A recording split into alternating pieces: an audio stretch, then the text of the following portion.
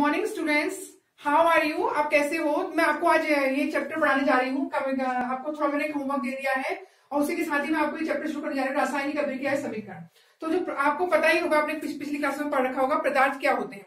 पदार्थ हमारे चारों तरफ कोई भी वस्तुएं होती हैं, जो कोई भी चारों तरफ हमारे जिसमें भार होता है और आयतन होता है, वो पदार्थ कहलाती हैं। तो हम लोगों ने, आप लोग जानते हो कि पदार्थ में लगातार हमारे चारों तरफ कोई भी पदार्थ होता है उसमें लगातार परिवर्तन होता रहता है। कोई भी पदार्थ है तो उसमें लगातार परिवर्तन हम दो प्रकार के होते हैं। एक होते हैं भौतिक परिवर्तन, एक होता है रासायनिक परिवर्तन। भौतिक परिवर्तन को हम इंग्लिश में बोलेंगे physical change and chemical change. भौतिक चेंज जो होते हैं, भौतिक परिवर्तन जो होता है उसको, जैसे कि उसका एग्जांपल हो गया, जैसे जल होता है, जल से बर्फ बनती है और बर्फ का दोबारा फिर जल में परिवर्तन, फिर दोबारा वाष्प में परिवर्तन, ये होते हैं भौतिक परिवर्तन, फिजिकल चेंज। दूसरे होते हैं रासायनिक परिवर्तन। इसी पे तुम्हारा पूरा चैप्टर बेस्ड है, केमिकल चेंज भी। इसको बोलेंगे इंग्लिश में केमिकल चेंज। तो जो ये भौतिक परिवर्तन होते हैं ये रिवर्सिबल होते हैं, क्योंकि जो जब पानी है, पानी से तुम बर्फ बन जाती है, फिर दोबारा पानी जो होता है चेंज होकर दोबारा जल बन जाता है, फिर जल से तुम वेपर्स बन जाते हैं, वेपर से दोबारा फिर जल बन सकता है। तो ये जो होते हैं रिवर्सिबल होते हैं। लेकिन जो रासायनिक परिवर्तन होते हैं, केमिकल चेंज होते हैं, ये नॉन रिवर्सिबल होते हैं। ये अगर एक बार चेंज हो गया तो ये दोबारा अपनी पुरानी स्टेट में नहीं आता है। तो इसके एग्जाम्पल है जैसे दूध का दही बनना। बच्चों आपको पता होगा दूध में एक बैक्टीरिया होता है, जिससे कि सबको पता होगा ये कौन सा बैक्टीरिया होता है। ये आपके लिए होमवर्क है, आप इसको पता करोगे कि कौन सा बैक्टीरिया होता है। फिर दूध से दही बनना, ये भी एक केमिकल चेंज है। और ये जो प्रक्रिया होती है ये नॉन रिवर्सिबल होती है, दोबारा अपनी पूर्व अवस्था में नहीं आ सकता। दूध का एक बार दही बन गया तो दही दोबारा अपनी अवस्था में नहीं आ सकता। दूसरा है कागज का जलना। कागज का जलना भी एक रासायनिक प्रक्रिया है। कागज जल जाता है तो उससे क्या बन जाती है? राख बन जाती है। जो राख है फिर वो दोबारा अपनी पूर्व अवस्था में नहीं आ सकती। लोहे में जंग लगना भी एक रासायनिक प्रक्रिया है। तो ये जब परिवर्तन होते हैं तो इसमें तुमने देखा होगा, तुमने ये सब परिवर्तन चारों तरफ देखे होंगे, लेकिन इसमें जब परिवर्तन होता है तो इसमें क्या क्या बदलाव आता है। तो इनमें तुमने देखा सबसे पहले क्या क्या बदलाव आता है। एक तो इनकी कागज जल रहा है, लोहे में जंग लग रहा है, और भी तुम अपने आसपास खाना पच रहा है, खाना तुम पका रहे हो। और तो इसमें जो परिवर्तन होता है क्या क्या बदलाव आते हैं। सबसे नंबर एक बदलाव क्या आता है, उनका रंग बदल जाता है, उसके कलर में चेंज हो जाता है। कोई भी तुमने बदला, जैसे तुमने कागज जल गया, पहले कागज का कलर कुछ और था, फिर जलने के बाद उसका कलर कुछ और हो गया। फिर उसकी अवस्था, उसकी स्टेट बदल जाती है। गैस का लिक्विड बन जाता है, लिक्विड का गैस बनता है, सॉलिड का लिक्विड बन जाता है। तो इसकी अवस्था में चेंज हो जाता है। दूसरा है उसका टेम्परेचर भी बदल जाता है। दूध से जब दही बनता है तो उसमें टेम्परेचर की हमें बहुत ज्यादा, अगर टेम्परेचर की बहुत ज्यादा आवश्यकता होती है तभी दही बन पाता है। तो तापमान बहुत जरूरी होता है जब परिवर्तन होता है। दूसरा है गैस का उत्सर्जन। तो जब कोई भी परिवर्तन होता है तो उसमें गैस निकलती है कोई ना कोई। तो ये सारे परिवर्तन होते हैं जब कोई भी तो इसकी तुम एक परिभाषा बना सकते हो। तो रासायनिक परिवर्तन क्या होता है?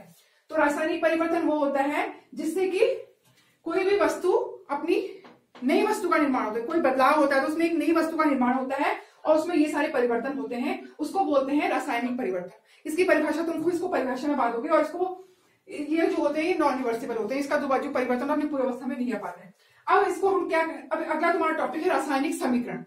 रासायनिक समीकरण क्या होता है? जब कोई रासायनिक परिवर्तन होता है, जब उसको हम अपनी भाषा में जब उसको व्यक्त करते हैं, कहीं कॉपी में उसको लिपिबद्ध करते हैं, उसको लिखते हैं, तो उसको बोलते हैं रासायनिक परिवर्तन।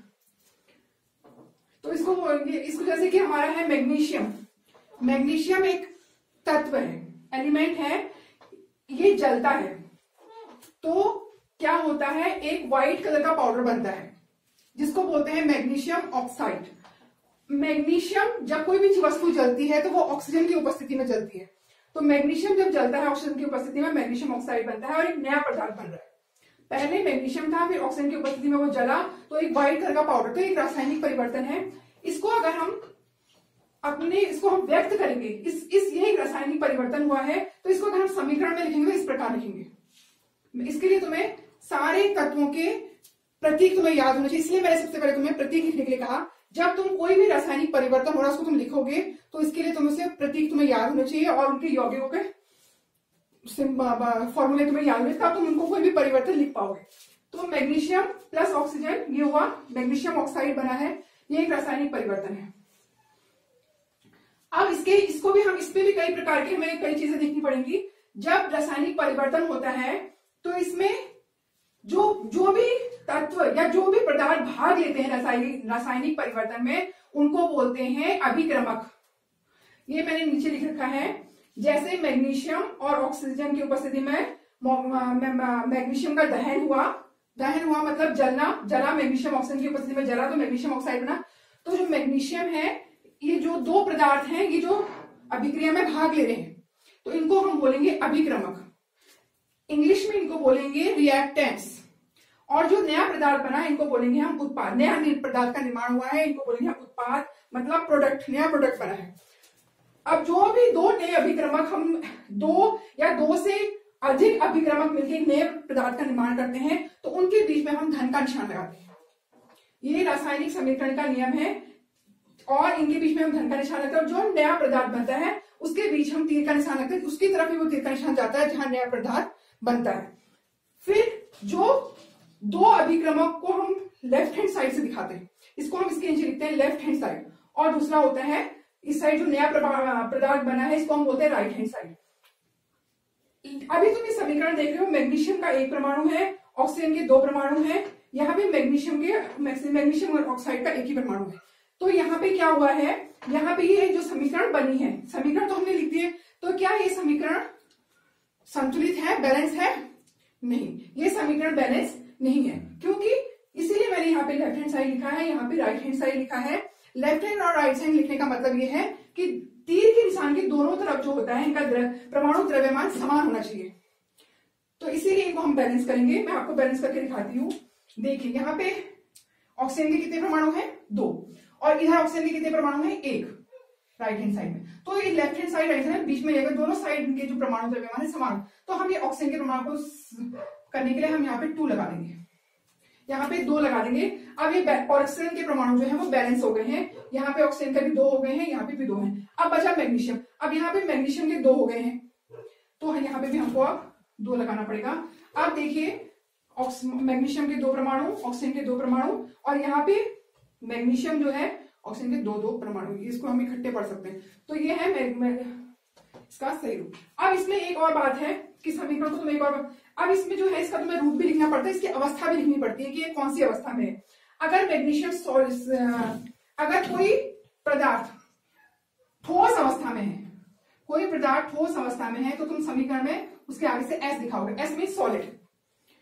अगर कोई पदार्थ द्रव अवस्था में है, तो तुम उसके आगे से लिक्विड लिखोगे स्मॉल में, तो इसका मतलब है वो द्रव अवस्था में है। अगर कोई जलीय विलयन है, जलीय विलयन में किसी का जल में घोल है, जलीय विलयन है, तो उसके आगे तुम लिखोगे एक्वस, ऐसे ए स्मॉल क्यू स्मॉल, इसका मतलब जलीय विलयन, इसका मतलब वो घोल है। अगर कोई पदार्थ गैसीय अवस्था में है, तो उसके आगे तुम लिखोगे जी स्मॉल। अब इसी समीकरण में तुम्हें करके, मैग्नीशियम क्या है, मैग्नीशियम एक ठोस होता है, तो उसके आगे से तुम लिखोगे एस, क्योंकि ये ठोस है।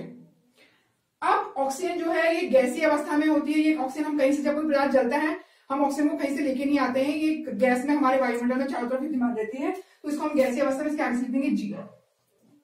अब जो इसको जलने के बाद जो राख प्राप्त होगी सफेद रंग की, तो ये भी हमें ठोस अवस्था में मिलेगी, इसलिए इसके आगे से ऐसा रहेगा।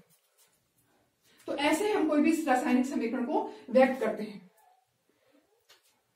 इसी केमिकल रिएक्शन का मैं आपको एक और एग्जांपल बता रही हूं। देखिए, ये एक हमने जब लोहे में जंग लगा, हम इसको साधारण भाषा में बोल सकते हैं कि हम रोज बोलते हैं कि बरसात के दिनों में हमारे लोहे में जंग लग जाता है, और कई हमारे लोहे की वस्तुएं हमारी जो है खराब हो जाती है घर में बड़ी बड़ी। तो इसको ये हम अगर इसको हमने समीकरण के रूप में व्यक्त करना है, तो इसको हम ऐसे दिखाएंगे, आयरन लोहा, इसको बोलेंगे आयरन को लोहा बोलेंगे, और ये हो गया ये जल के साथ इसकी अभिक्रिया हो रही है, वाष्प के साथ या जल के साथ, तो बनेगा फेरिक ऑक्साइड और हाइड्रोजन गैस मिश्रण। अब इसको हमने, क्योंकि ये लोहा जो है ये ठोस अवस्था में होता है, इसलिए हम दिखाएंगे एस सॉलिड। इसको हम दिखाएंगे सॉलिड रूप में, क्योंकि जल जो है वाष्प के रूप में लोहे के साथ अभिक्रिया करें, इसको इसलिए दिखाएंगे हम गैसीय अवस्था में। अब यहाँ ये बन गया, इसमें जंग लगने के बाद से भूरे रंग की परत चढ़ गई, तो ये हो गया सॉलिड अवस्था में इसको। और ये हाइड्रोजन गैस जो विसर्जित हो रही है, ये गैसीय अवस्था है, तो इसको हम जी से दिखाएंगे कि अब इसके बाद इन दोनों में जो रिएक्शन हो रहा है, इसको हमने धन निशान से दिखाया है, और जो नया प्रोडक्ट बना है, भूरे रंग की परत चढ़ गई है, इसको हमने तीर के निशान से दिखाया है। अब हम बैलेंस करना कैसे बैलेंस करेंगे, इसको संतुलित, इस अभिक्रिया को हम संतुलित कैसे करेंगे, बैलेंस कैसे करेंगे। देखिए यहाँ पे आयरन के यहाँ आयरन कितने परमाणु है, 1, यहाँ पे कितने हैं, 2। तो सबसे पहले हम जो यौगिक रूप में है, दोनों में जो यौगिक रूप में है उसको हम लेंगे। दोनों में यौगिक रूप में है ऑक्सीजन। ऑक्सीजन के यहाँ कितने परमाणु हैं, ऑक्सीजन का यहाँ पे 1 है और यहाँ पे कितने हैं, 3 है। तो इसलिए हम इसको भी यहाँ पर 3 बना देंगे ऑक्सीजन को। अब ये ऑक्सीजन का परमाणु जो है बैलेंस हो गया है।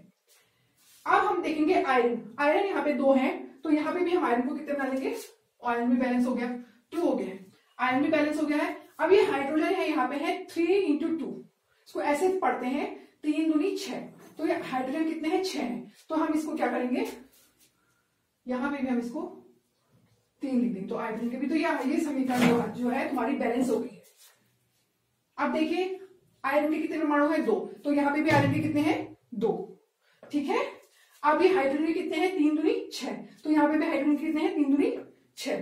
अब ऑक्सीजन के कितने हैं, यहाँ पे 3 और यहाँ पे ऑक्सीजन के 3। तो ये जो समीकरण है पूरी तरह से बैलेंस हो गई। राइट हैंड साइड और लेफ्ट हैंड साइड सारे हमारे जो सारे परमाणु हैं सारे हमारे बैलेंस हैं।